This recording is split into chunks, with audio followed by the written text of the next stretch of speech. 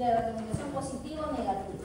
¿Ok? O feedback lo van a encontrar también. Ahora, aquí también es importante, mira que hay un ejemplo, ¿ok? De lo que es vasoconstricción y vasodilatación. Recuerden que cuando hablamos de vasoconstricción y vasodilatación, son vasos sanguíneos, especialmente arteriolas o venas, ¿sí? No viene a decir que el corazón hay vasodilatación en el corazón, eso es una aberración.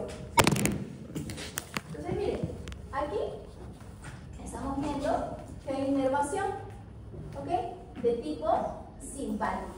Entonces, pero miren, aquí vemos que hay mucha liberación de un neurotransmisor del simpático. Por eso es que aquí hay una vasoconstricción, ¿sí? Pero aquí la inervación también está igual, pero ¿qué estamos viendo diferente? Que hay menos neurotransmisor, por eso es que hay una vasodilatación, ¿sí? Este es uno de los que también podríamos mencionar como mecanismos de regulación para lo que es el flujo sanguíneo, ¿sí? Entonces, no siempre, ¿okay? No siempre va a haber algo que incremente y el otro que disminuya. Hay veces lo que va a hacer que disminuya va a ser la poca secreción de algún neurotransmisor. ¿Okay? Vamos a ver qué son los neurotransmisores. Este es un gráfico de lo mismo que hemos visto. ¿Okay? Entonces, ¿qué es lo que se les pregunta para esta primera examen? Siempre se les dice que preparen sus ejemplos de retroalimentación positiva o negativa. Siempre se dice eso. Y siempre le pongo identificando cada uno de los elementos de este mecanismo. ¿Cuáles son los elementos de este mecanismo? Receptores, la vía aferente, el centro de integración, la vía eferente y el órgano efector. Siempre les digo eso y nunca lo pongo. ¿Ok? Nunca lo ponen. Después dicen, ¿por qué me baja si está muy bien? Y me dicen todavía, y es el mismo ejemplo que usted dio. Los ejemplos son diferentes a los que yo doy en la clase, por si acaso. ¿Sí? Son diferentes. Entonces, el estímulo será parte del mecanismo. Algunos no lo consideran. Si lo consideran, no hay problema. Ustedes, no es algo grave. ¿Ok? Entonces, el estímulo es el que va a ser captado por los receptores. El estímulo puede ser ¿qué cosa? Descenso del pH, incremento de la glucosa en sangre, incremento de la presión sanguínea, ¿ok? Cualquiera de esos van a ser los estímulos que van a ser captados por los receptores. ¿Qué receptores? Quimioreceptores, osmoreceptores, mecanoreceptores, etc. ¿Sí? Esos van a ser ¿qué cosa? Como les dije, ¿cuál era el término que se utilizaba? Transducidos, porque ¿por qué les menciono los receptores? Porque si les estoy mencionando que son osmoreceptores, lo que va a captar ¿qué cosas son? Es la osmolaridad. Si les digo que son mecanoreceptores, lo que van a captar es ¿qué cosa? La tensión, ¿ok? Entonces, como tensión van a viajar a través de estas vías, no viajan como ese estímulo, sino tendría que estar aplastando todo el rato a la neurona. No. ¿Cómo es que van a viajar por estas vías aferentes? Viajan ellos transformados, por eso es que se dice transducidos. Se transduce ¿a qué? A un estímulo eléctrico.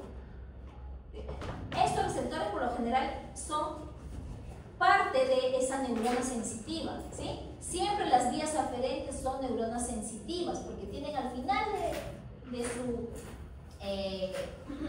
ya sea de las dendritas o por lo general las neuronas de tipo sensitivas ya las van a ver, son así. ¿Sí? Ok, estas son como si fueran sus dendritas y aquí ya va a ser su axón terminal, ¿no? El soma está aquí. Esta es una neurona no a la que ustedes conocen, normal, digamos, no normal, sino la típica que conocen. Es así, ¿no? Es una neurona motora, ¿sí? Es una neurona sensitiva. Vía aferente, vía eferente, ¿sí? Tiene la misma parte, sí, acá también tiene sus dendritas, sus somas, su axón, aquí es diferente, ¿no? Dendritas, por eso es que acá es que pueden estar los receptores, ¿sí? Los receptores transducen y después van a pasar la información hasta aquí, ¿sí? O sea, la transducción es como cambiar ese estímulo a una actividad eléctrica, y la actividad eléctrica es el potencial de acción. potencial de acción, al centro de integración, que por lo general va a ser, por ejemplo, el centro de integración de la respiración, el centro de integración del cardiovascular, centro de la regulación, por lo general se llaman así. Entonces, muy difícil no es aprender esto. ¿Sí? Luego que lleguen al centro de integración, ¿qué va a pasar en el centro de integración?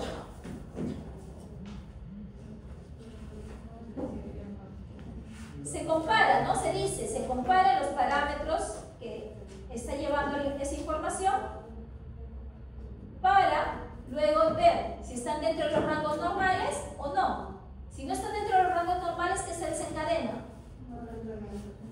Una respuesta que va a hacer que trate de volver a sus parámetros normales, ya sea incrementando o disminuyendo. ¿Sí? Ahí es una retroalimentación, ¿ok?, de tipo negativo. ¿Sí? Y esa información va a ir por las vías motoras, ¿ok?, o eferentes hacia el órgano efector. ¿Sí? Que pueden ser múltiples órganos efectores, ¿eh? Puede ser las glándulas sudoríparas, puede ser el centro de la sed, por ejemplo, si cuando hablamos de incremento de la temperatura corporal, puede ser también a nivel de ¿dónde más? Al centro del hambre, de repente, por ejemplo, para disminuir el hambre. Entonces van a haber una serie de actividades, no solamente es un órgano efector, ¿ya? Y ese proceso va a darse muchas veces, ¿hasta qué? Hasta que la variable esté dentro de los valores normales. ¿Sí? Recuerden que la retroalimentación, ¿ok?, negativa es corregir esas desviaciones que están habiendo, ya sea para arriba o para abajo. Alguna vez me dijeron retroalimentación negativa es porque para que disminuya. No. ¿Ok? Disminuir o incrementar, de acuerdo a lo que se necesita. En cambio, la retroalimentación positiva, ¿qué cosa hace? Amplifica el estímulo. Ya habíamos visto el pacto, ¿sí? Y aquí está también un gráfico donde vamos a ver cada uno de los elementos. ¿Ok? Por ejemplo, esto en el caso de la regulación de la temperatura corporal. ¿Sí? Si tienes sueñito, puedes salir, porfa. Si quieres, no hay problema. Una pregunta. Dime. Cuando hay infección normalmente respondiendo a aumentar la temperatura, ¿podríamos decir que es una respuesta a una retroalimentación positiva? No es una respuesta a corazón. La retroalimentación negativa es el mecanismo por el cual estás volviendo al parámetro normal. Pero, como digo, si tuviésemos proceso infeccioso, tendríamos a tener fiebre. Por eso digo, sería una retroalimentación positiva. ¿Cuál? Y la fiebre, más que No, la fiebre es otra cosa. La fiebre ya es algo patológico, como parte de otra cosa. Ya ahí el termostato, ¿ok?, está ya alterado, ¿no? Por ahí, fiebre no ingresa en esta parte, ¿sí? No ingresa. Porque aquí todo esto son variables que se están saliendo, pero dentro de lo que es salud todavía, ¿ok? ¿Cuándo se incrementa la temperatura corporal? Porque hago ejercicio, porque como, ¿ok? O sea, en sí este tipo de regulaciones porque nada más a las acciones del cuerpo, Claro, reacciones al medio ambiente. Claro. Otra cosa es cuando hay, por ejemplo, ¿cuándo se produce la fiebre? Cuando algún agente va a producir sustancias pirogénicas que van a incrementar lo que es la temperatura. Ya a nivel del hipotálamo, el hipotálamo se vuelve loco ahí. ¿Okay? Pero eso es ya en caso de enfermedad. Ahí, ¿qué ha pasado? Cuando esa enfermedad, ¿qué pasó con la homeostasis? Se rompió la homeostasis, ahí no hay homeostasis, en la enfermedad no hay homeostasis. ¿Okay? Entonces, fiebre es otra cosa, no es parte de. Entonces, por eso es que no siempre se le dice fiebre al incremento de la temperatura. No siempre. ¿Sí? Entonces, cuando se incrementa la temperatura, lo normal es que tu mismo cuerpo baje. Ya cuando tu cuerpo no lo puede bajar, ya eso es ya un gran problema. Por eso es que ya se emplean mecanismos diferentes, no bañar, no ponerle sustancias. En cuerpos de calor sí sería un ejemplo de términos de homeostasis, porque en este caso es como digamos que el desbalance, ¿no? Más bien tampoco se puede bajar porque ya estás ya claro, o sea, la carga es tan grande que no lo puede bajar. Entonces estaría fuera de los temas. Claro, o sea, el cuerpo va a tratar de volverlo a sus temperatura normal, sí va a tratar, pero no va a poder, ya no puede. Entonces, cuando el mismo organismo no puede regularlo, ya estamos entrando ya en un cuadro que es ya de tipo enfermedad. Y ya tenemos que emplear otras técnicas, ¿no? Tenemos que entrar ahí nosotros para poder ayudar a volver a esos parámetros. Obviamente la temperatura corporal es un parámetro muy importante que debemos tener dentro de los valores normales. Pero si fiebre es algo que está ya afuera porque ya ahí tiene que ver mucho lo que es el hipotálamo, ¿okay? Y ya esas sustancias lo están volviendo, digamos así, de alguna manera lo están volviendo loco por las toxinas que tienen algunos microorganismos que producen esto y también como parte de posiblemente la respuesta del sistema inmunológico, ¿no? Que ya va por otro lado. Entonces acá yo les he puesto como parte de ayuda, ¿ok? Para que tengan algunos ejemplos de retroalimentación, ¿ok? No quiere decir que es el que van a trabajar, ¿ok? Pero más o menos, ¿ok? Poniendo algunos puntos importantes para que puedan tener sus ejemplos. Por ejemplo, la presión arterial. ¿Qué pasa si es que hay una disminución de la presión arterial? Presión. La presión va a ser captada ¿por quién? Por los vasoreceptores. Existen vasoreceptores en algunos lugares específicos. ¿Como dónde? Por ejemplo, los vasoreceptores a nivel del callado aórtico se llaman vasoreceptores aórticos. Y también a nivel de lo que sería a nivel de la carótida. ¿Ok? Ahí van a ver estos vasoreceptores carotídeos y aórticos que van a captar el descenso de la presión arterial. ¿Por qué será importante el descenso de la presión arterial? Si baja la presión arterial no va a haber suficiente fuerza para que llegue la sangre hacia todos los órganos en el cuerpo, y no solamente órganos, tejidos, ¿sí? Entonces, esos vasoreceptores, ¿qué cosa van a hacer? Captan el estímulo, la señal, ¿y qué hacen? A ver, Gali, ¿qué hacen? Porque me acordé tu nombre, Gali, disculpa. Los van a transducir. ¿Qué significa transducir, Yamili?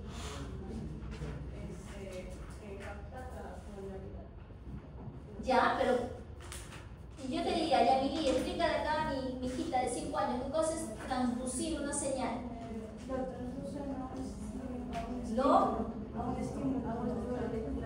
Cambia, ¿no? De ese estímulo que era un estímulo que era una presión, ¿okay? ¿Lo ha cambiado a qué? Lo ha cambiado a un evento eléctrico, a una actividad eléctrica, ¿ok? Lo ha cambiado, ¿por qué? Porque eso se va a propagar a través de como potenciales de acción.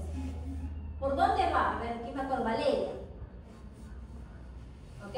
Luego que se transdujo el estímulo, ¿qué va a pasar? Muy bien, va a viajar vía aferente. En este caso de la presión arterial, va a viajar por el par craneal 9 o par craneal 10. ¿Hacia dónde, Maggie? Hacia el centro que sería el centro vasomotor, ¿ya? De ahí, señor Serna, ¿por dónde? Por ejemplo, se ha disminuido la presión arterial, ¿ya? ¿Qué cosa dirá el centro vasomotor? ¿Está bien? ¿Está mal? Manda señales al músculo receptor. Claro, va a mandar una respuesta. ¿La respuesta qué sería? Que trate de incrementar la presión, ¿sí? Ahí hay mecanismos. ¿Qué activaría? A ver si se acuerda. ¿Activaría vía simpática o parasimpática?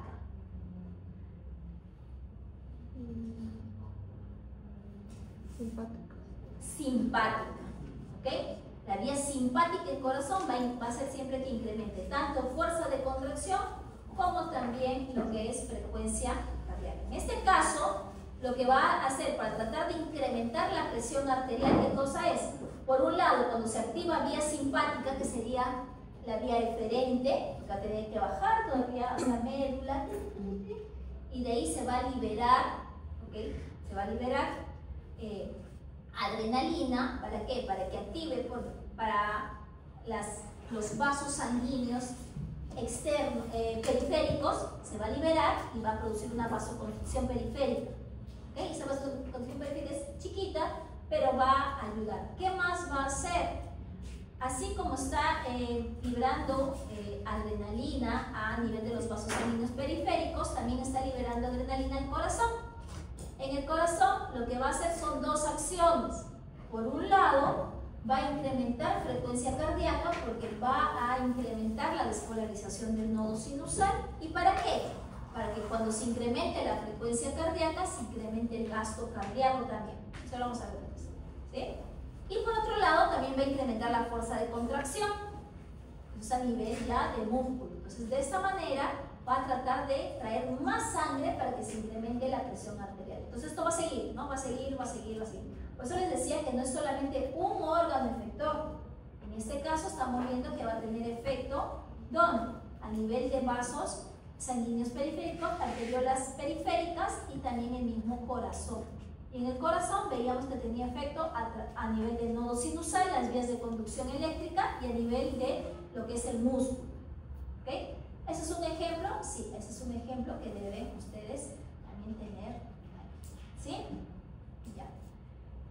Estos de retroalimentación negativa son muy fáciles, ¿ok? Los que sí nunca encuentran son estos de retroalimentación positiva. Y yo se los puse aquí para hacerles más fácil, ¿sí? Por ejemplo, tenemos el ciclo de Hot. Este es, de repente por el nombre no lo conocen, pero siempre les menciono, vamos a verlo más adelante, que es cuando se abre de manera paulatina, como una cascada, se abren los canales de sodio, ¿okay? Dependientes de voltaje. Se empiezan a abrir en el potencial de acción. Esa partecita que es la despolarización, ese es el ciclo de Hot. ¿Ok? Y ahorita lo vamos a ver. ¿Qué más? En la hemostasia o en la coagulación también hay un periodo, pero no es toda la coagulación, solamente es la parte de la agregación plaquetaria. En la agregación plaquetaria, ¿ok? Cuando se da la activación de las plaquetas van a empezar a liberar sustancias que van a llamar a más plaquetas. Entonces, si llamo más plaquetas se van a activar, van a liberar más sustancia, van a llamar más y más y más. Se incrementa, se estimula. Retroalimentación positiva. En el caso ya habíamos mencionado el de parto, que también se le conoce como el reflejo de Ferguson. En el caso de la bajada de la leche, también podemos hablar sobre el reflejo de la oxitocina.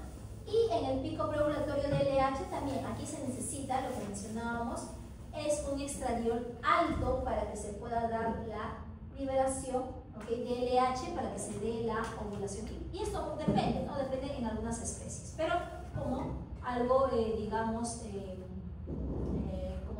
como si fuera de no de un rumiante de repente, ¿no? Por ejemplo, de un ser humano, esto se da ahí como retroalimentación positiva.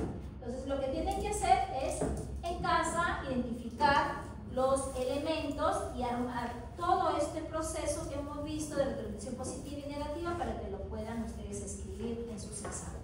¿Sí? ¿Ahí tenemos algo más? ¿No?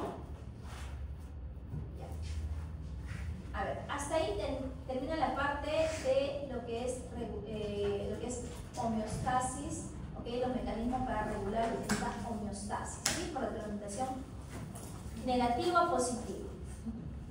Ahora vamos a ver lo que es el medio interno. Siempre nos hablan aquí en la homeostasis que es mantener el equilibrio en el medio interno. El medio interno no es otra cosa que un compartimento.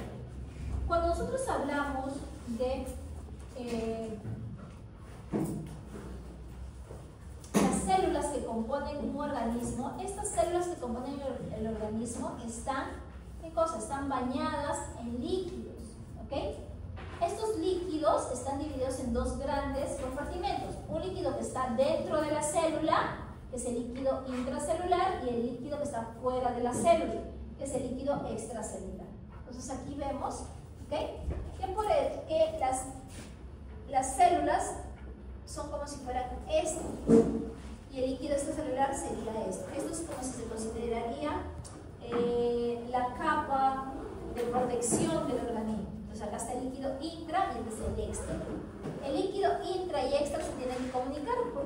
porque si no hay comunicación no va a haber intercambio de sustancias.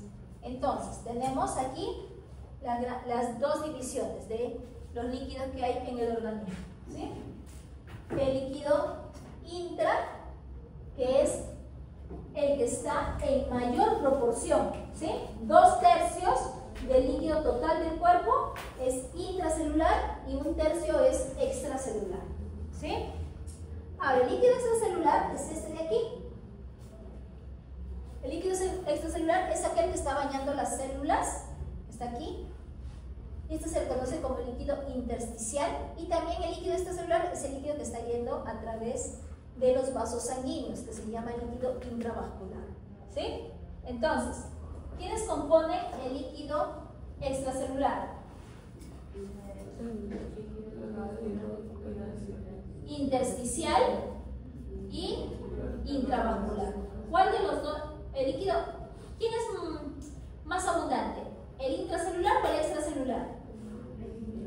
El intra, ¿ok? ¿Dónde está el líquido intracelular? Dentro de la célula, ¿sí? Dentro de la célula. ¿Qué más? Ahora, ¿por qué les hablo de estos porcentajes? Porque mantener estos porcentajes son importantes, porque cuando hay un desbalance de estos porcentajes de líquido, van a causar un desequilibrio de esta homeostasis. En cuanto al líquido extracelular, el líquido de tipo intersticial y el intravascular van a estar en proporciones de 80 a 20 respectivamente, ¿sí? 80 del intersticial y 20 del intravascular, ¿sí? ¿Cuánto líquido aproximadamente tiene un organismo? Claro, aproximadamente, por ejemplo, si yo peso, digamos, 100 kilos, ¿cuánto de ese peso es agua? 75% es agua. Sí, 25% es ¿Proteína? A ver, aproximadamente, ¿ok? Los porcentajes de agua van a variar de acuerdo a diversos factores. Uno de los factores más importantes es la edad, ¿ok? Cuando son cachorritos, los animales, por ejemplo, y también los seres humanos, tienen mayor cantidad de agua en el organismo que ya animales que son ya viejitos, ¿ok? Entonces, los animales jóvenes, cachorros, pueden tener 70-75% de agua de todo su peso corporal. Lo demás, pues, ya será, digamos, músculo y otros componentes, ¿no? En general, se toma de manera arbitraria, ¿ok? Que es el 60% del peso. Entonces, si yo tengo una vaca que pesa 200 kilos, una vaquillota, ¿no? Que pesa 200 kilos, ¿cuánta agua tendrá esta vaquillona?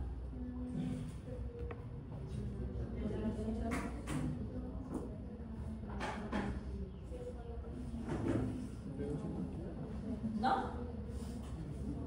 Si este es el 60%, si en 100 kilos tendré 60, en 200 kilos, ¿cuántas tendría? 120. ¿90? 120. Ah, 120, ¿no? 120 litros. De esos 120 litros, ¿cuánto será el líquido intracelular?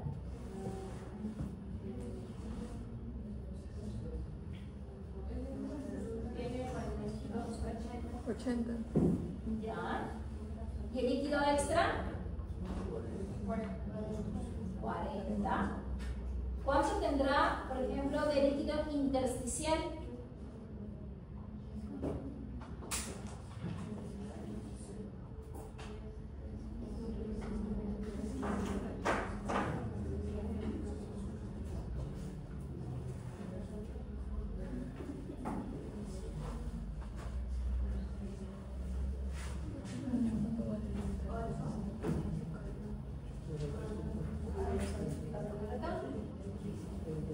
Unos están calculando y otros ya se perdieron, ¿no? A ver. Decíamos, ¿cuánto pesaba la vaca? La vaquillona. 200 kilos, ¿ok? Eso vivo, 200 kilos. De esto decíamos que el agua era el 60%, ¿no? Entonces, ¿cuánto tenía de agua? 120. 120.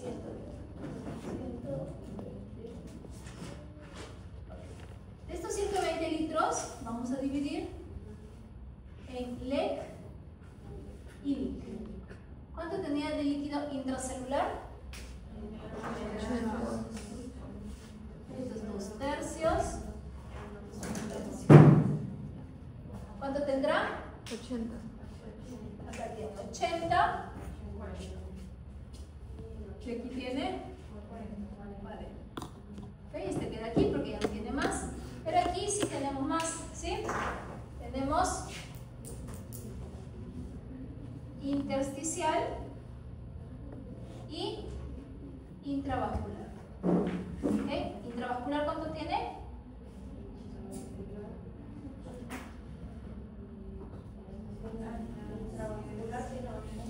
¿Cuánto tendrá? ¿Y acá? ¿Sí? ¿Está bien? ¿Cuál de estos líquidos que estamos viendo, okay, estaré más propenso a perder de manera más rápida, digamos? Por ejemplo, ¿podré perder líquido intracelular, por ejemplo, cuando me corto? ¿No? Sí. O sea, si me corto la célula, dice. Se pierde, pero no hay gran medida. Se pierde muy poquito, o sea, es casi nada. ¿Qué es lo que se pierde principalmente? Líquido intravascular. Y recuerden que el intravascular también se puede decir que es el plasma, ¿ya? ¿Y el plasma qué cosa tiene? Pues tiene agua, tiene aminoácidos, tiene proteínas, ácidos grasos, ya. Entonces, este líquido es el que posiblemente esté más propenso a perderse, ¿ya? Este también, ¿ok? El intersticial también. ¿Por qué? Porque una vez que se pierde este intravascular, para tratar de compensar, este le va a ayudar, ¿ok? Le va a ayudar. Y este de aquí, que es el LEC, tendrá que tener interacción con este, ¿sí? Pero ya cuando LIC empieza a disminuir, aquí tenemos problemas. Ya cuando hay una deshidratación a nivel celular, ya hay bastantes problemas. Ya. Por eso los mecanismos de regulación están principalmente aquí.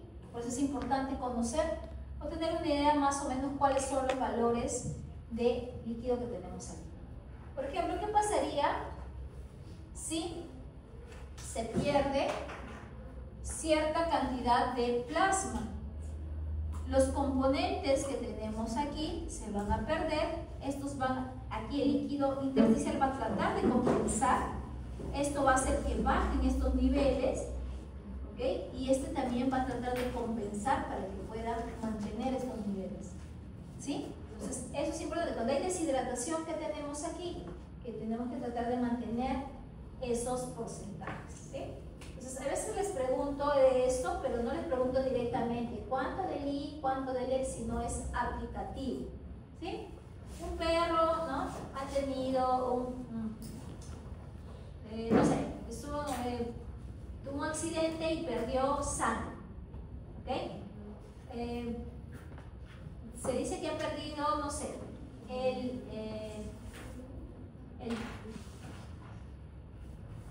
5%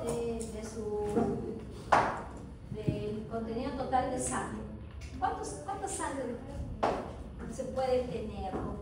¿Cuál es la relación que hay entre plasma y lo que son los contenidos formes, glóbulos rojos? ¿Sabe? ¿No? ¿Sabe? Es variable, ¿no? Puede ser desde 45, que es el hematocrito, y lo demás sería plasma, hasta que puede ser 65. ¿Sí? Les daría los datos para que puedan calcular. ¿Sí? ¿Saben qué es un hematocrito? ¿Saben qué es un hematocrito? ¿No? El hematocrito es el porcentaje de glóbulos rojos que hay en una muestra. ¿Ok? Porcentaje. Entonces, un día vamos a hacer eso, vamos a hacer hematocrito y vamos a tratar con eso. Pero, por lo general, pregunto esto. sé, en este caso, si pierdo un litro de líquido intravascular, ¿cómo cambiarían los porcentajes en toda la distribución del agua? Sin tomar en cuenta que puede haber intercambio entre ellos. ¿Cambiaría o no cambiaría? Acá pierde un litro. ¿Cómo cambiará estos porcentajes? ¿Seguirá igual? A ver, calculen cómo se entiende.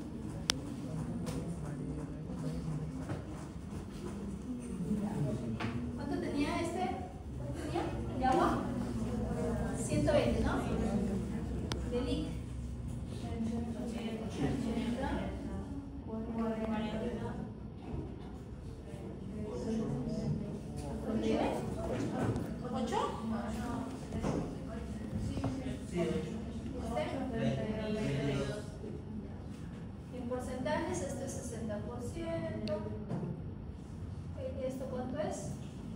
Esto es 2/3, pero si lo ponen en porcentaje, ¿cuánto es? Esto sería 66.67, ¿sí? Esto sería 33.33, ¿está bien? Que los dos sumen 100, este sería 20, 80 ¿de quién? ¿Sí? Sí, esto, ¿no? Es como si fuera 2/3, lo convierten en porcentaje. ¿Sí? ¿Qué? 40% más el IC, 40% y el EC. Pero ese es el total. Entonces, 6% de quién? De el agua total. Esto es 60% de quién? Del peso vivo. Este es 60% del agua total. Del agua total que tiene. ¿Sí? Si quieres, puedes decirle sí, este puede ser 40 del peso vivo. Esa es otra cosa. 20 del peso vivo. ¿Ya? Entonces, planteamos, ¿qué pasa si es que se pierde 1 litro ¿de quién? De intravascular, ¿no? Entonces ya no sería 8, ¿cuánto sería? 7, ¿sí? Este de aquí variaría. Sí, porque No, porque no hay intercambio. Hemos dicho que no hay intercambio. Estamos diciendo, con esa salvedad dijimos, no hay intercambio. No hay intercambio. Ya. Este quedaría 32. ¿Cuánto habría de LEC? ¿40? No, 39, porque tengo que sumar estos dos. ¿Sí? 39. ¿Cuánto habría de LIC? 80, sigue igual. Esto, ¿cuánto habría? 119. ¿Esto varía o no? ¿El porcentaje varía? Claro que sí. ¿Cuánto del peso vivo sería ahora? Ya pues 59 y tanto. ¿O cuánto sería? 59.5. ¿Sí? 59.5. Del peso vivo, recuerden que esto es del peso vivo. ¿Ok? Y ahora, ¿cuánto sería este 80 de 119? ¿Qué porcentaje es? 80 de 119, ¿cuánto es? ¿Sí? No creo. No, debe ser más. Ponen así, si 119 es 100%, 80, ¿cuánto será?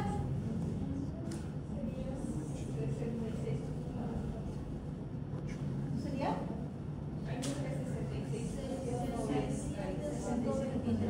67. ¿Ok? ¿Y esto? ¿Cuánto sería? Estamos en 39.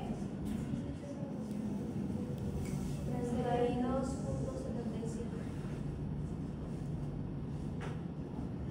Ahora, este 7 de 39, ¿cuánto sería? Si 39 es el 100%, 7, ¿cuánto será?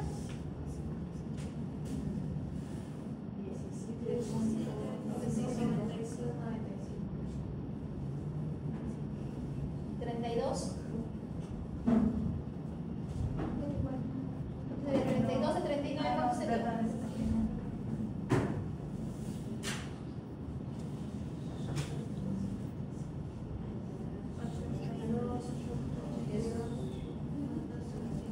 ¿Cuánto? ¿Pues variaron los porcentajes? Claro que sí. Claro que sí, porque no hay intercambio. Entonces, esto es lo que pasaría si es que no hay un intercambio entre los líquidos. ¿Ok? ¿Qué pasaría? Variaría, por ejemplo, miren los porcentajes de 80, estaría variando hacia 82. Uy, el líquido intersticial estaría aumentando. Eso posiblemente, cuando hay un incremento del líquido intersticial, eso se llama a veces como edema, cuando se acumula. Eso es algo ya estamos viendo que está yendo para qué más. El líquido interior obviamente tiene que disminuir, ¿sí? ¿Qué más? También vemos que el LEC ha disminuido y el LIC ha aumentado, pero eso es en porcentajes, no es que haya aumentado en volumen, sino ¿por qué? Porque se ha perdido. Entonces ahora el 100% ya no es 120, sino es 119 por esa pérdida. Entonces, si es que no hay este intercambio de líquido entre estos compartimentos, esto desequilibraría todo. Ahora, ¿cómo es que se comunica, por ejemplo, o cómo es que se dan los mecanismos de esta regulación? Ahora habíamos dicho que era el que podría yo perder más rápido, el más propenso a perder. El LED, ¿no? El LED. Y dentro del LED, habíamos dicho que el diafragma es un borde, lo más externo que podemos tener, ¿no? Entonces, entre estos dos líquidos del LED van a haber mecanismos que van a permitir ese intercambio de líquido. Y eso está mediado por las fuerzas de Starling. ¿Sí? Las fuerzas de Starling son de dos tipos. ¿Okay? Se llaman las presiones. La presión de tipo hidrostática y la presión con cotas. ¿Sí? La presión hidrostática, ¿qué cosa es la presión hidrostática? Su nombre lo dice, agua. ¿Qué cosa hace el agua? Siempre trata de salir. ¿Ok? Entonces vamos a poner aquí un vaso sanguíneo. ¿Ok? Ahora, a veces pongo el vaso sanguíneo así. A veces pongo el vaso sanguíneo así. les pongo de cualquiera de las maneras, o sea, ¿variará en algo? No, ¿no? Lo que pasa es que pregunto porque algún alumno en algún ciclo me dijo, no, es que usted enseñaba así y ya tomaba el examen así. Es igual. Me preocupé, ¿no? Me preocupé, entonces por eso les pregunto a ustedes que de repente si hay algún cambio, ¿no? Ya. El otro, ya. Entonces acá está en el vaso sanguíneo está circulando ¿qué cosa? Sangre, ¿no? Sangre. Y acá en la sangre sabemos que el componente líquido, ¿quién es? Es el plasma. Entonces el plasma es el agüita que está aquí. ¿Ya? Esta agüita tiene presión, la presión hidrostática. La presión hidrostática es el agua que va a tender a salir siempre. El agua siempre, ¿ok? La presión hidrostática siempre va a tender a que quiera salir. Es decir, ¿hacia dónde van a ir las fuerzas? Hacia las paredes, ¿sí? Quiere salir de hacia aquí y hacia acá. ¿Sí? Vamos a tomar solamente esto hacia aquí, por favor, ¿ya? Después se confunden aquí. Entonces la presión hidrostática es la presión del agua y esa presión siempre va a tender a salir ¿de dónde? Ya sea del vaso o del lugar donde está. ¿Sí? ¿Qué más? ¿Cuál será la presión oncótica, coloidosmótica u osmótica? De repente lo han visto, cualquiera de los tres, ¿sí? Osmótica es porque son todos los contenidos que hay. Coloidosmótica u oncótica habla principalmente de las proteínas. ¿Por qué? Porque son el contenido mayoritario que hay en el plasma. Entonces, la presión oncótica o coloidosmótica se va a representar con un pi. ¿Sí? Pi. Entonces, la presión coloidosmótica hace todo lo contrario a la presión hidrostática. ¿Qué cosa hacía la presión hidrostática? Sale. Entonces, la oncótica ¿qué va a hacer? Retener. ¿Ok? Trata siempre de retener, ¿ok? El líquido. ¿Sí? Retener. ¿Por qué? Porque habíamos dicho que la oncótica, ¿qué cosa tenía? ¿Bajo qué o qué productos hacían que pudiera ella retener el líquido? Por las proteínas. Y las proteínas sabemos que tienen cargas negativas. ¿Sí? Las proteínas en realidad son anfitéricas, pero las proteínas tienen cargas negativas. Y las cargas negativas lo que van a hacer es siempre llamar ¿a quién? Por ley de cargas van a llamar a las cargas positivas. ¿Ok? ¿Qué iones tienen cargas positivas que conozcan ustedes? Por ejemplo, casi poquito. Me sorprende que mis alumnos, ¿no?, que ya conozco me digan potasio. Y estamos hablando de líquido extracelular. ¿Qué ion hay en mayor proporción en el líquido extracelular? Sodio. Pues el sodio tiene carga positiva. ¿Por qué me dicen potasio si potasio hay en mayor cantidad en el intra? Sodio. Ya, y no se acuerdan, ¿eh? Les paso a los demás, ¿ok? Ellos no. Sodio, ¿ok?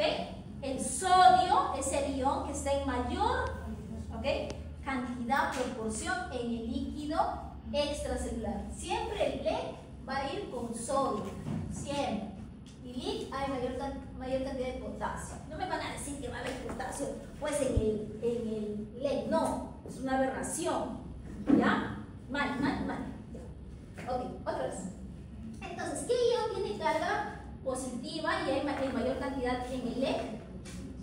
El sodio. ¿Okay? Entonces, este sodio ya es llamado por las proteínas. Entonces, el sodio tiene una particularidad que es osmóticamente activo. ¿Qué quiere decir? Que va a llamar al agua. ¿Sí? Por eso es que la presión oncótica retiene el agua dentro del vaso o del lugar donde lo va a contener. ¿Sí? Entonces, este fenómeno se llama el fenómeno de Gibbs-Dolan, ¿okay?, que lo han hecho en biofísica. ¿Ok? Esto lo deben haber hecho en biofísica. Gibbs-Dolan. ¿Sí?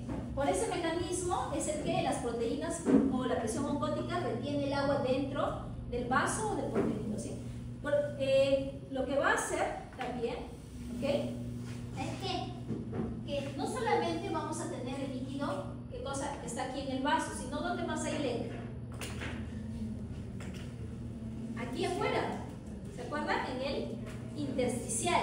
Entonces aquí en el intersticial también hay presión oncótica, también hay presión hidrostática. ¿Cómo serán aquí las fuerzas? Iguales. La hidrostática, ¿qué tratará de hacer? Salir de este espacio que está conteniendo el líquido intersticial, entonces va a ir para allá. ¿Sí? Y la oncótica debe tener, ¿no? Contrario. Ok. Estas fuerzas, cuando nosotros,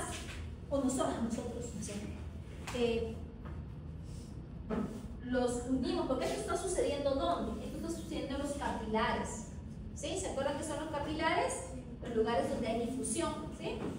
Entonces, los capilares tienen extremos que son arteriales y extremos que son venosos. Justo ahí se da la sangre, ¿no? Vamos a ponerlo ya por cualquier lado, ¿ya? No, para la circulación vamos a ponerlo mejor de este sentido. Vamos a poner, está viniendo, ¿ok? Sangre arterial, ¿ok? Está saliendo por aquí, sangre venosa. Para decir que está viniendo al corazón, ¿no? Izquierdo y el derecho. ¿Okay? Entonces, aquí en esta parte del capilar, ¿qué va a suceder? Estamos viendo que, por ejemplo, si hablamos solamente del oxígeno, esta sangre está trayendo oxígeno. Necesitamos que ese oxígeno ¿a dónde vaya? Al intersticio, para que después sea llevado aquí a la célula. Entonces, necesitamos que los componentes que hay aquí pasen hacia el intersticio. ¿Ok? Entonces, aquí en el extremo arterial necesito que haya filtración. ¿Y qué necesito en el extremo venoso? Más bien que los componentes que ya hemos estado utilizando, ¿qué cosa pase?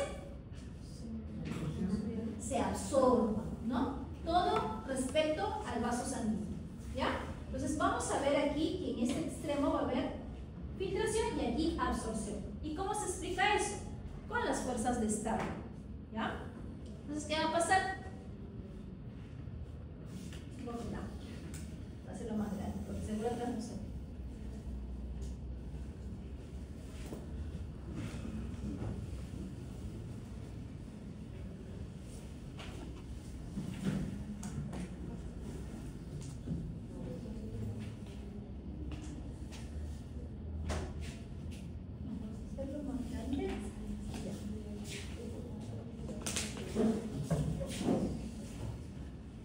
Vamos a ver. Aquí tenemos en sus diapositivas, ahí tienen valores. Lo que es que esa diapositiva está bien cargada.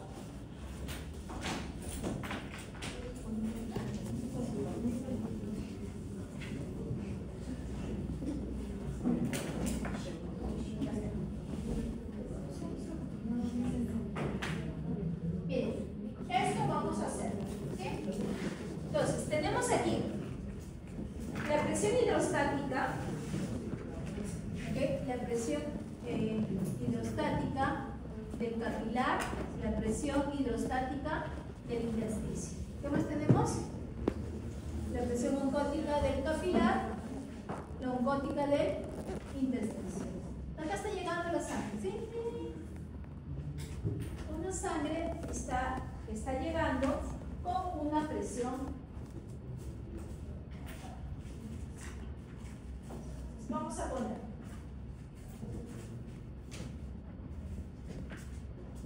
¿Sí se ve? La sangre llega con una presión aproximadamente, digamos aquí, de 100. ¿Sí? 100 milímetros de mercurio. ¿Sí? ¿Cuánto es la presión oncótica del capilar? Debe ser aproximadamente 28, ¿sí? ¿Cuánto lo he puesto acá? 28, ¿ves? La presión oncótica del capilar 28 igual milímetros de mercurio. La presión hidrostática aquí en el intersticio, ¿cuánto será? ¿Será igual, creen, que acá que en el capilar? No, va a ser menor e incluso va a tener una salvedad que va a ser de tipo negativo. ¿Por qué? Porque es contrario a esto. ¿Se acuerdan cuando pusimos las flechitas? Va a ser contrario a esto. ¿Cuánto le ponen? A veces le ponen 5, a veces le ponen 6. ¿Cuánto le puesto acá? 6. 6.3. Vamos a ponerle 6 para que no nos... 6 milímetros de mercurio. Y la presión oncótica intersticial, ¿ok?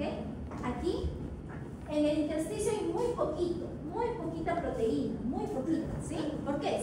Si hubiera mucha proteína, aquí se podría estar acumulando, ¿sí? Entonces, por eso aquí muy poca proteína y la presión oncótica del intersticio va a ser 5. ¿Ok? Ahora, a veces me preguntan, me dicen, profesora, pero no he puesto, mire, acá tengo las presiones, usted no ha puesto si es del intersticio del capilar. Mire, es obvio. ¿Por qué les digo que es obvio? Porque no me van a poner una presión oncótica mayor en el intersticio que en el vaso. ¿Sí? ¿Sí me entienden? ¿O no? ¿Sí? Entonces no me vayan a preguntar. O la presión hidrostática siempre va a ser mayor en el vaso que en el intersticio. Entonces, ¿qué debo hacer aquí? Aquí hay una fórmula para hallar la presión neta de filtración. ¿Okay? Entonces, ¿qué cosa les digo que hagan siempre? Que marque qué es lo que está pasando. Por ejemplo, la presión hidrostática siempre tiende a salir. ¿Ok? ¿Qué más? La presión oncótica siempre tiende a mantenerse ahí. ¿Sí? ¿Qué más? La presión hidrostática, ¿qué habíamos dicho? A salir. Y la intersticial, ¿qué se hace? Se mantiene. Entonces, ¿qué hago? Busco las que están en la misma dirección, las sumo y las resto a las que son contrarias a ellas. Y siempre tomando como base la presión hidrostática porque siempre es la mayor. ¿Sí? Entonces tomamos la presión hidrostática del capilar. ¿Ok? Más, ¿quién más está con la misma dirección de la flecha? La oncótica del intersticio. Los otros que están son oncótica del capilar más hidrostática del intersticio. Estas, ¿qué cosa vuelvo? Otra vez. Tener la presión neta de filtración. Entonces, reemplazamos valores que tenemos. ¿Cuál es la presión hidrostática del capilar? Intersticio.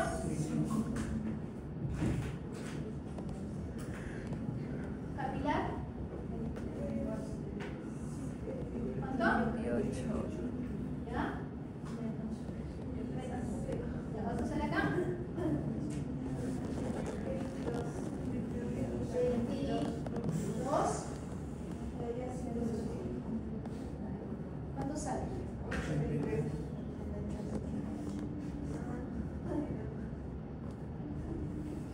Aquí milímetros de mercurio. ¿Qué signo sale? Positivo, ¿sí? Cuando el signo sale positivo, ¿qué significa? ¿Que quién es mayor? ¿Este de aquí o este de aquí? El primero. Y el primero era la hidrostática, es decir, todo lo que está a favor de pasar son mayores, es decir, aquí va a haber una filtración. Todo esto es lo que es filtración. ¿Ok? Filtración. Ok. Entonces, aquí en esta primera parte, en el extremo arterial, ¿qué cosa va a haber? Una filtración. Me dicen de repente, pero el valor que he puesto es diferente a lo que hay. No importa el valor que tenga. Lo importante va a ser, ¿qué cosa? Lo que van a interpretar los valores, ¿sí? Ahora, en el otro extremo, ya, aquí está. Lo que sucedió acá es que aquí pasó. ¿Cuánto? 83. No sé, ¿cuánto lo han sacado?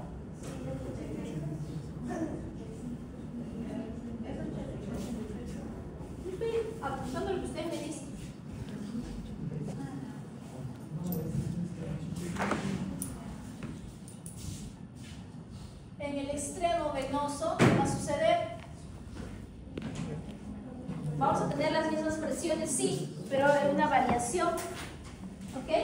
La variación va a ser que esta presión hidrostática va a disminuir.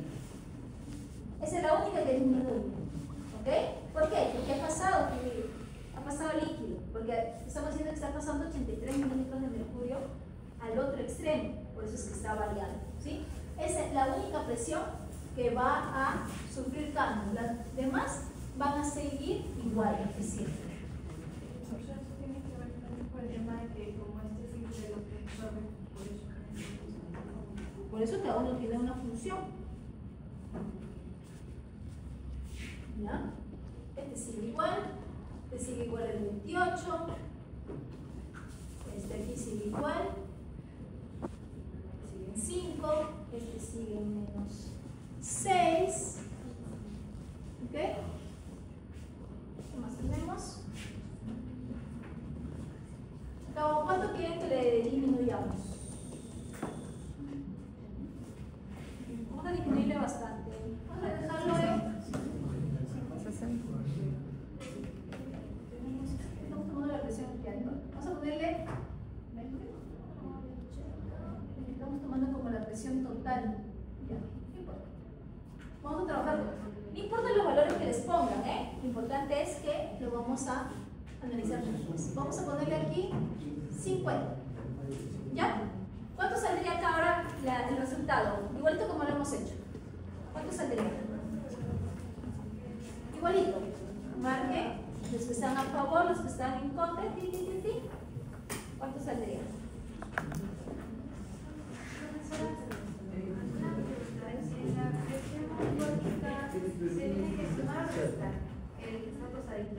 A ver, igualito. Tal como está.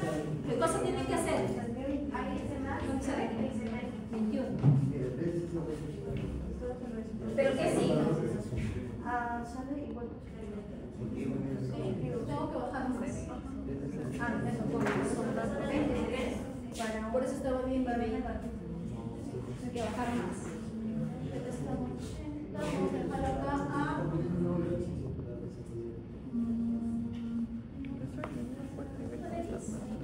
Baja la 10.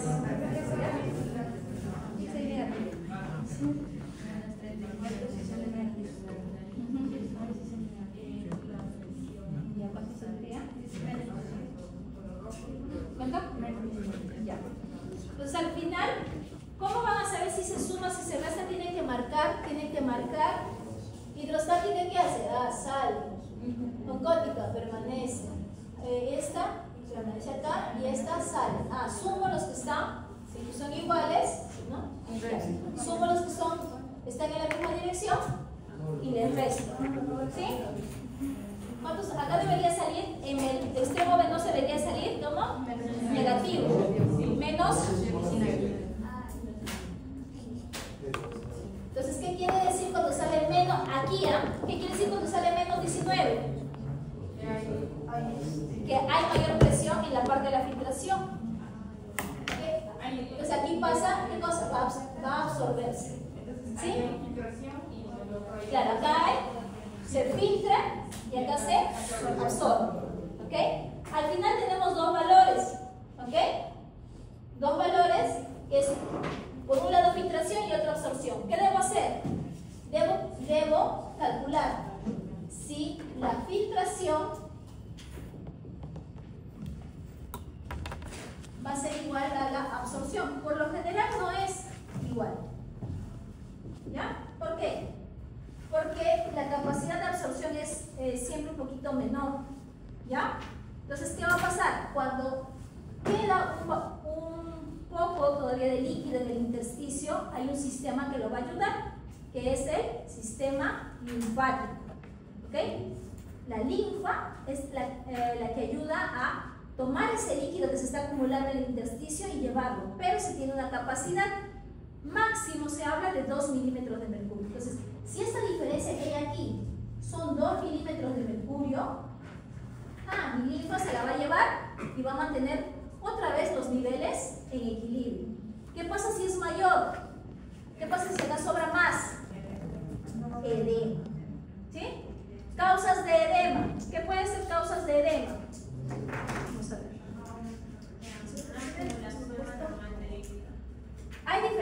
causas de edema. Una de ellas, por ejemplo, podría ser que el sistema linfático no esté funcionando. Entonces, ese líquido que se está quedando, que siempre se va a quedar y que la linfa ayudaba, no lo va a poder recoger. ¿Qué otra causa podría ser que podría causar un edema? Digamos que el sistema linfático sí está bien.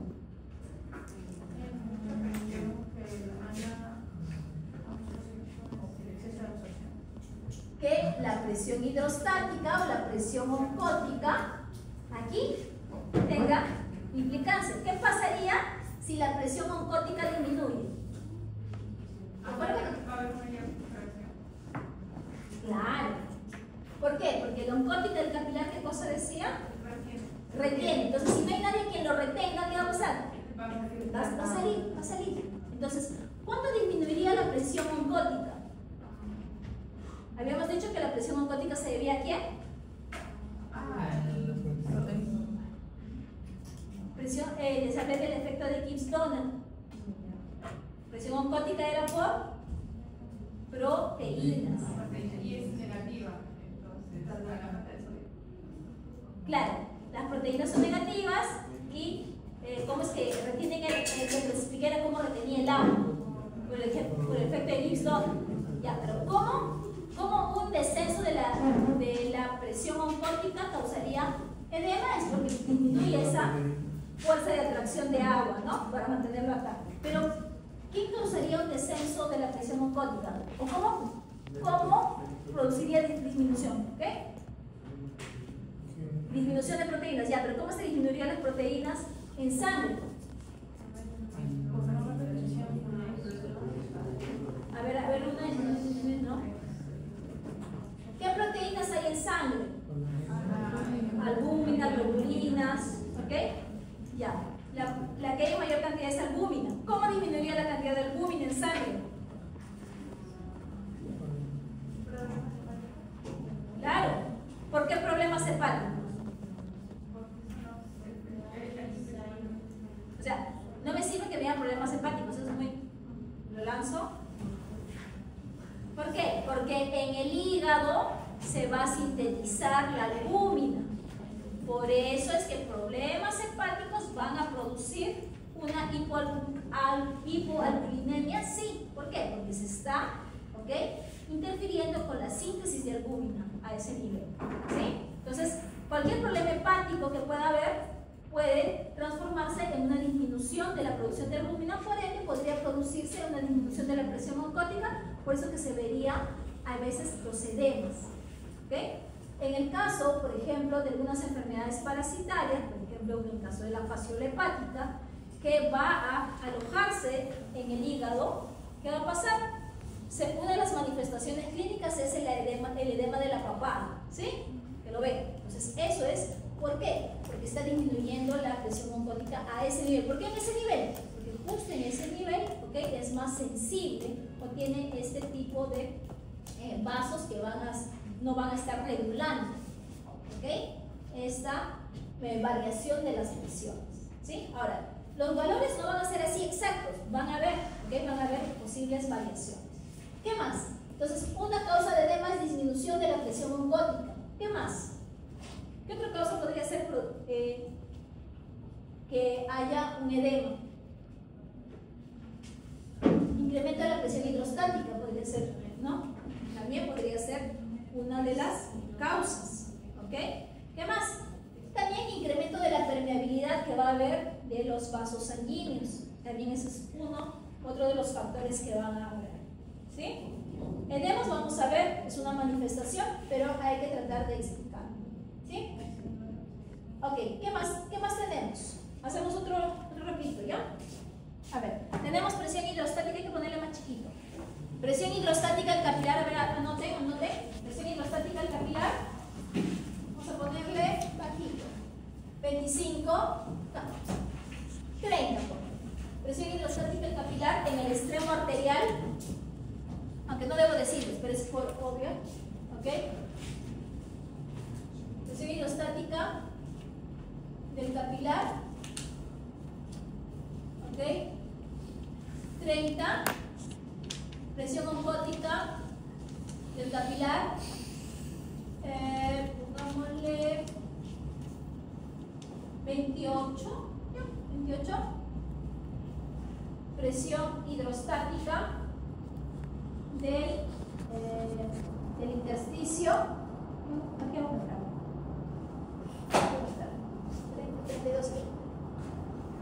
32 de roncótica, presión hidrostática del intersticio, menos 7, presión roncótica, se pone 6.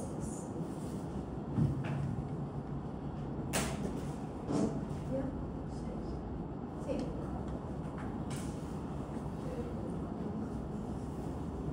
Eso es en el arterial, este es en el venoso.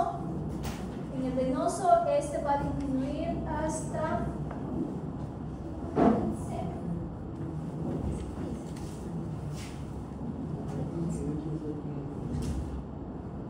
A ver, dígame qué pasa. ¿Hay edema? ¿No hay edema? Lo demás permanece igual.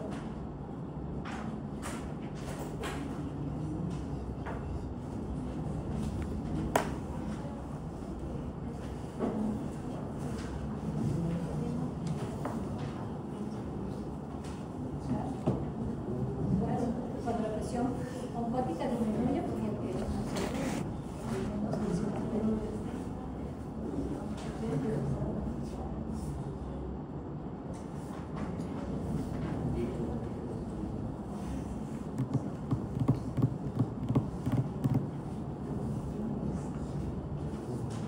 ¿hay edema? ¿No hay edema?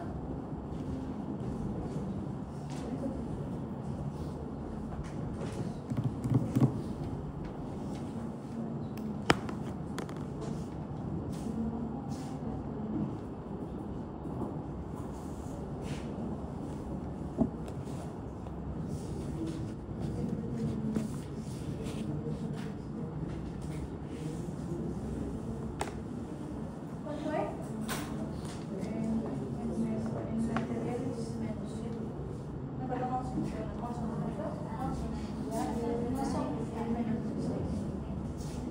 ¿Acá cuánto es?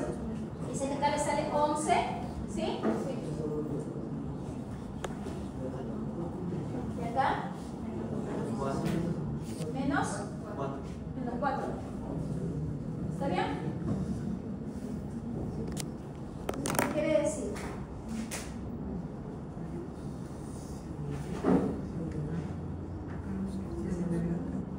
¿Si hay edema? Claro, han filtrado 11 y solamente se ha absorbido 4. ¿Sí? ¿Cuántos sobran? 7. Ya. Pero esos 7 me ayuda a quién? Disminuyo 2 de la linfa. ¿Me estaría quedando? 5. Ah, me queda. Entonces aquí hay un edema. ¿Sí? Un edema. Edema, ¿por qué? Porque está bien, porque está acumulándose de manera, anómala, irregular, líquido en el espacio intersticial. Posibles causas: disminución de la presión oncótica por una enfermedad hepática. ¿Por qué? Porque hay menor producción de albúmina, incremento de la presión hidrostática, que pues hay mayor producción. ¿Sí? ¿Sí? Ya. Ok. Ahora, para terminar, allá. ¿Y cuál es la manera como se comunican los líquidos entre, o sea, cómo se comunica el líquido intracelular con el líquido extracelular? Por medio de lo que es la ósmosis. ¿Okay? La ósmosis es el paso de agua a través de la membrana, y esto va de acuerdo a las concentraciones que van a haber tanto en la parte interna y externa de la célula. ¿Okay? Vamos a ver aquí. Ahora, como parte final para ver sobre los líquidos corporales, vamos a ver lo que les estaba mencionando, ¿ok? Respecto a los contenidos de los iones que hay en el líquido. Esto es el líquido intracelular. ¿Y qué ion está en mayor proporción? Potasio, siempre potasio, ¿sí? Potasio siempre va a estar en mayor proporción en el intracelular. ¿Quién más está ahí en grandes proporciones? Ácidos orgánicos. Los ácidos orgánicos pues son del material genético, por eso es que hay gran cantidad. Proteínas, antiproteínas, fosfatos por la actividad metabólica y también magnesio. Magnesio como cofactor de muchos de esos procesos. En el caso del líquido extracelular, ya sea intersticial o el plasma, vamos a ver que el ion que está en mayor proporción va a ser siempre el sodio. Entonces el sodio es el que va a determinar su osmolaridad. Así como otro elemento también. ¿Quién más está ahí también en grandes proporciones? ¿Quién? Cloro. Cloro también está en proporciones altas, por eso es que sodio y cloro siempre van a determinar la osmolaridad del líquido extracelular. ¿Quién más tenemos en proporciones grandes? O digamos medianamente grandes, un poquito de bicarbonato también veo ahí, ¿no? HCO3, bicarbonato. Lo que sí hay poquitísimo es proteína y potasio. Calcio, si lo comparamos con el líquido intracelular, si bien hay poquito, hay mucho más que en el líquido intracelular. ¿Ya? Eso va a ser importante. Eso tienen que saberlo. Si no saben que el sodio hay más en el líquido extracelular y potasio en el líquido intracelular, no van a entender la parte de lo que es potencial de membrana. ¿Okay? Esa parte no la van a entender. ¿Sí? Ya, a ver. Todavía hay 10 minutos. Regálame 10 minutos más. ¿Okay? Lo último para hablar de transporte, vamos a hablar acerca de la membrana celular. Y esto ya lo han visto en biología, seguro. Solamente para hacerles recordar que la membrana celular, ¿okay? va a ser una membrana, no va a ser una membrana semipermeable, no es ese término, sino la membrana celular va a ser una membrana que tiene permeabilidad selectiva, es decir, pueden atravesar sustancias a través de ella, sí, pero cada una con diferente permeabilidad. Para ello se tienen diferentes tipos de estructuras que son parte del componente de la membrana celular. Entonces, ¿para qué les sirve la membrana celular a la célula? Pues para barrera selectiva, para dejar pasar o no sus sustancias, para señalización celular. ¿Ok? ¿Por qué? Porque aquí vamos a ver que una de las funciones de los ácidos grasos, de los lípidos, ¿okay? Va a ser parte de la señalización celular, va a ser importante uno de los procesos que vamos a ver bastante también. ¿Okay? Y también vamos a ver que lo que vamos a tener aquí es que para que se dé este intercambio, las proteínas van a ser muy importantes. Recordemos la estructura de estos fosfolípidos que tienen una cola no polar, ¿okay? Que son una serie de cadenas de ácidos grasos, y las cabezas que son polares, que son hidrofílicas y que tienen una combinación de glicerol y fosfato. ¿Sí? Aquí la estructura pues son las proteínas. Aquí tenemos algunos lípidos que son aparte de estos fosfolípidos, como por ejemplo el colesterol, que le da cierta rigidez y también fluidez a la membrana celular. Asimismo también tenemos carbohidratos que están asociadas, que habíamos dicho que podría servir de señalización celular, sí. Además que puede tener ciertas utilidades también, como por ejemplo en el caso de lo que son los grupos sanguíneos, que están constituidos por algunos de estos carbohidratos. Algo interesante respecto a los fosfolípidos es esto, es que los fosfolípidos no son de un solo tipo, sino existen de diferentes tipos, y por eso es que son de diferentes colorcitos aquí en esta estructura. Esta es la membrana celular del eritrocito. Entonces aquí tenemos la distribución de los fosfolípidos en la capa interna, en la cara interna y en la cara externa de la membrana. Vemos que algunos están en mayor proporción en la cara externa, como por ejemplo tenemos la mayor cantidad de la esfincomielina, la fosfatidilcolina, mientras que en la cara interna tenemos más lo que es fosfatidiletolamina y la fosfatidilserina. ¿Por qué les menciono esto? Porque en el glóbulo rojo, ¿cuál es el tiempo de vida que tienen los glóbulos rojos normalmente? Digamos en seres humanos, es como algo de 120 días, ¿ok? 120 días. ¿Qué creen que pasa al día 120?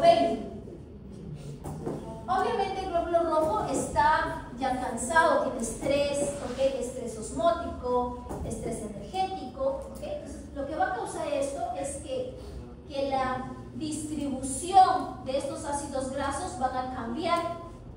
¿Y quién se va a exponer o quién va a salir? Va a ser esta fosfatidilcerina. Esta fosfatidilcerina estaba en la cara interna, pero cuando ya el glóbulo rojo ya está viejito, lo que va a hacer es expresarse en la cara externa. Y cuando se expresa en la cara externa, ¿qué sucede? Esta fosfatidilcerina va a tener receptores a nivel de los macrófagos. Entonces los macrófagos sensan, encuentran esta fosfatidilcerina, la ubican y ¿qué es lo que hacen? Remueven ese glóbulo rojo de circulación. Y llevan a este hígado, ya lo saben.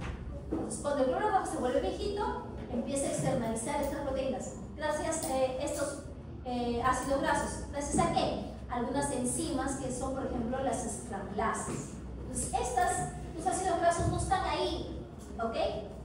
Sin moverse, sino están siempre en movimiento por medio de ciertas enzimas como las esclavlasas, las lipasas, las fosfatas. ¿Okay? Esto es importante que lo recuerden. Asimismo, les mencionaba que algunos fosfolípidos son importantes como segundos mensajeros. ¿Okay? Y aquí está, y ese va a ser el caso de la fosfolipasa C. El caso de la fosfolipasa C es importante, ¿por qué? Porque esta está dentro de la membrana celular. Cuando viene un agonista, por ejemplo en este caso la epinefrina, la norepinefrina, se une a su receptor, que es un receptor de tipo metabotrópico, porque está acoplado a una proteína G, y en este caso es una proteína GQ, ¿okay? Porque su segundo mensajero va a ser el IP3 y diacilglicerol. Entonces, esta proteína G, que son estos tres subunidades, se va a desprender la subunidad alfa, y lo que va a hacer es ¿qué? Activar a esta fosfolipasa C. Esta fosfolipasa C lo que hace es fungir de enzima, ¿okay? Para catalizar la reacción, para convertir a este PIP2 en IP3 y diacilglicerol. Estos tienen funciones. El IP3 se unirá al retículo endoplásmico, ¿para qué? Para que pueda liberar calcio porque no tiene receptores. Y el diacilglicerol va a estimular, ¿qué cosa? La actividad de las proteinquinasas C, que son proteinquinasas dependientes de fosfolipasa C. ¿Para qué? Para que pueda activar proteínas y pueda haber una respuesta. Por eso es importante estos fosfolípidos como segundos mensajeros o dentro de la señalización celular. Aquí tienen un cuadro sobre el contenido de los diferentes componentes de la membrana celular, siendo los que están en mayor proporción las proteínas y los fosfolípidos. ¿Que las proteínas por qué? Porque son importantísimas para la comunicación. Y aquí tenemos este cuadrito, donde tenemos las proteínas que pueden ser integrales, ¿okay? O algunas que solamente van a estar en una de las capas. Las integrales van a permitir que se comunique la parte interna con la externa y la externa con la interna. ¿Okay? ¿Van a fungir de qué? Van a fungir de canales, de transportadores, etc. ¿Sí? Y algunas que no van a ser, ¿okay? Integrales, que van a estar solamente en una capa, que van a poder ser como señalizadores para poder desencadenar otro tipo de reacciones.